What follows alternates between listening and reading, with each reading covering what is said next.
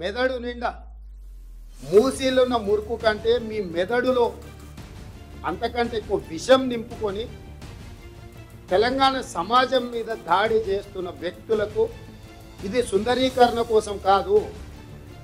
మేమేమి దుబాయ్కి వెళ్ళి సుందరీకరణ కోసం నెత్తి మీద జుట్లు నాటేయించుకొచ్చుకున్న విధానం మరి కాదు. ఆ విధానం మీరు కళ్ళతో చూసిండ్రు. మేము మూసీ నదిని పునరుజ్జీవింప చేయాలి. మూసీ మురికిలో కాలం వెళ్ళదీస్తున్న తెలంగాణ ప్రజలను కాపాడాలి.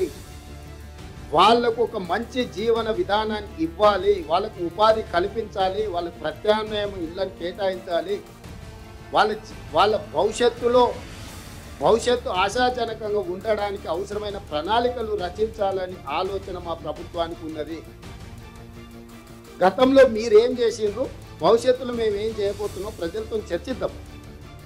వాస్తవానికి మూసీ నిజంగా శుద్ధి కావాలంటే ఈ ఇండస్ట్రీస్ అన్నీ కూడా ఫార్మాసిటీకి పోవాలి. ఆ ఫార్మాసిటీలో హైయెస్ట్ టెక్నాలజీతోని, ది బెస్ట్ వరల్డ్ క్లాస్ టెక్నాలజీతోని జీరో ఎఫ్లుయెంట్ ట్రీట్మెంట్ ప్లాంట్లు కట్టి అక్కడ ఫార్మాసిటీ రావాల్సిన ఉద్యోగ అవకాశాలు వస్తాయి. మనకు ఈ పొల్యూషన్ లేకుండా జరుగుతుంది. ఇక్కడ ఉండేటువంటి జనావాసాల మధ్య ఉండేటువంటి పరిశ్రమలన్నీ తరలించడం ద్వారా వాయు కాలుష్యాన్ని, నీటి కాలుష్యాన్ని నివారించడంతో పాటు మూసీని కూడా మనము బాగు చేసుకునేటువంటి అవకాశం ఉంది. ఆ పని చేయాలి ముఖ్యమంత్రి. అది వదిలిపెట్టిండు, అసలు పని వదిలిపెట్టి ఇల్లు కూలగొట్టే పని మీద, రియల్ ఎస్టేట్ వ్యాపారం మీద, కన్సల్టెన్సీల మీద ఆయన దృష్టి పెడతా ఉన్నారు. అది కూడా ఏ పద్ధతి?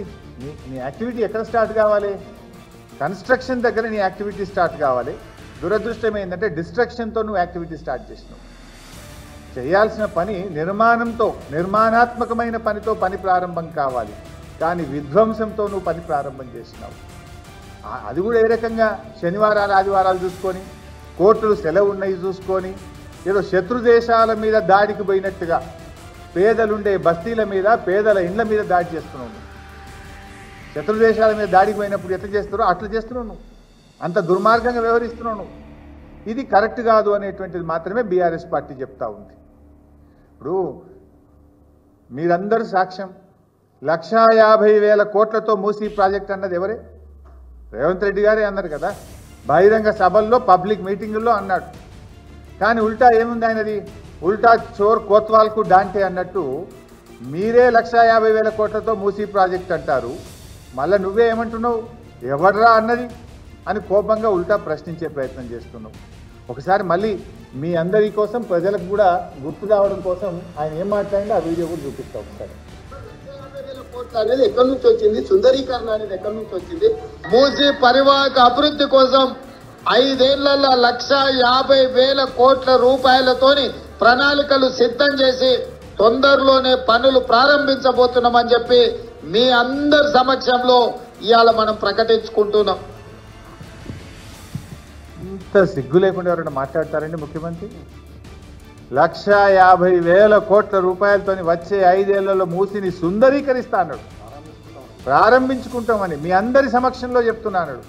ఉల్టా నిన్నేమంటాడు? ఎవడ్రా అన్నది. అది నోరా మోరా? ఏం మాట్లాడుతున్నారు మీరు?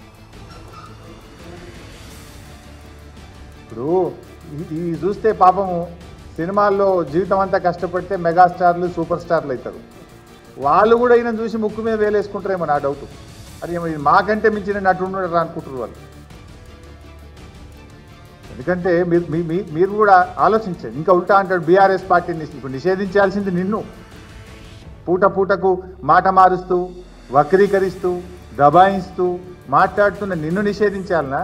పేదల పక్షాన, ప్రజల పక్షాన, న్యాయం కోసం, ధర్మం కోసం పోరాడుతున్న బీఆర్ఎస్ పార్టీని నిషేధించాలనా? 1,50,000 కోట్లు అన్నది నువ్వు, 1,41,000 కోట్లు అన్నది నువ్వు, మూసీ సుందరీకరణ అన్నది నువ్వు, మూసీ ప్రక్షాళన అన్నది నువ్వు, మూసీ ఫ్రంట్ అన్నది నువ్వు, ఇప్పుడు పునర్జీవం అంటున్నది నువ్వు.